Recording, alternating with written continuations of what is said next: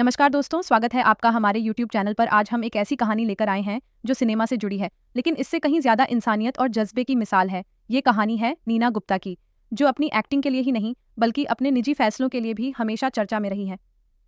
नीना गुप्ता एक ऐसी शख्सियत हैं जिन्होंने समाज की परवाह किए बिना अपनी शर्तों पर जिंदगी जी है। खास तौर पर उनका बिना शादी के मां बनने का फैसला, उस दौर में जब समाज बहुत अधिक परंपरागत सोच रखता था और एक अकेली महिला के लिए इस तरह का कदम उठाना बहुत बड़ी बात मानी जाती थी। ये बात किसी से छिपी नहीं है कि 80 के दशक में नीना गुप्ता और वेस्टइंडीज के मशहूर क्रिकेटर विवियन रिचर्ड्स के बीच एक गहरा रिश्ता था। ये रिश्ता उस वक्त भी खबरों में था जब मीडिया इतनी तेज नहीं थी। लेकिन फिर एक दिन अचानक खबर आई कि नीना गुप्ता मां बनने वाली हैं और ये बच्चा विवियन रिचर्ड्स का है।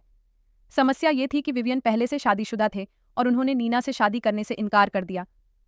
उस वक्त नीना ने जो फैसला लिया वो आज भी लाखों लोगों को प्रेरणा देता है।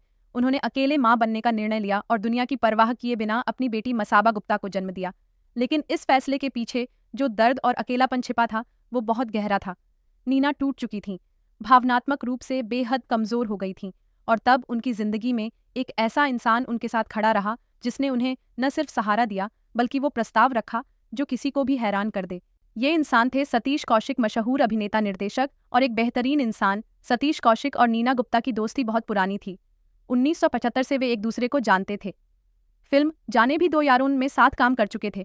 जब सतीश कौशिक को पता चला कि नीना गुप्ता प्रेग्नेंट हैं और बहुत तनाव में हैं, तो उन्होंने एक ऐसा प्रस्ताव रखा जिसने नीना की आंखें भर दीं।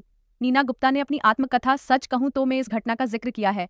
उन्होंने लिखा कि जब वह बहुत परेशान थीं और प्रेगनेंसी के कारण शूटिंग भी बंद कर चुकी थीं, तब सतीश कौशिक उनके पास आए और बोले, नैन्सी, तू चिंता मत कर, अगर तेरा बच्चा काला हुआ तो मैं सबको बोल दूंगा कि मेरा है।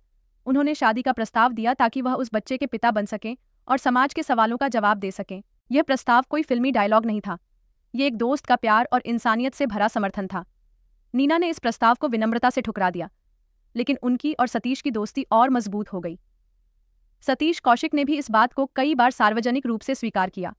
उन्होंने कहा कि उन्होंने यह प्रस्ताव इसलिए दिया था क्योंकि वह नीना को टूटता हुआ नहीं देख सकते थे और उन्हें अकेले उस दौर से गुजरता हुआ नहीं देखना चाहते थे। यह एक ऐसी कहानी है जिसमें भावनाएं हैं, दोस्ती है, साहस है और समाज से लड़ने का हौसला है। नीना गुप्ता ने अकेले अपनी बेटी की परवरिश की और आज मसाबा गुप्ता एक सफल फैशन डिजाइनर और मजबूत महिला के रूप में जानी जाती हैं। सतीश कौशिक अब हमारे बीच नहीं है। मार्च 2023 में उन्होंने इस दुनिया को अलविदा कह दिया, लेकिन उन्होंने जो इंसानियत का उदाहरण दिया वह हमेशा लोगों के दिलों में जिंदा रहेगा। उनके 67वें जन्मदिन पर नीना गुप्ता और उनके करीबी दोस्तों ने उन्हें याद किया और उस प्रस्ताव को फिर से साझा किया जिसने कभी एक महिला की टूटी हुई दुनिया में उम्मीद की रोशनी दी थी।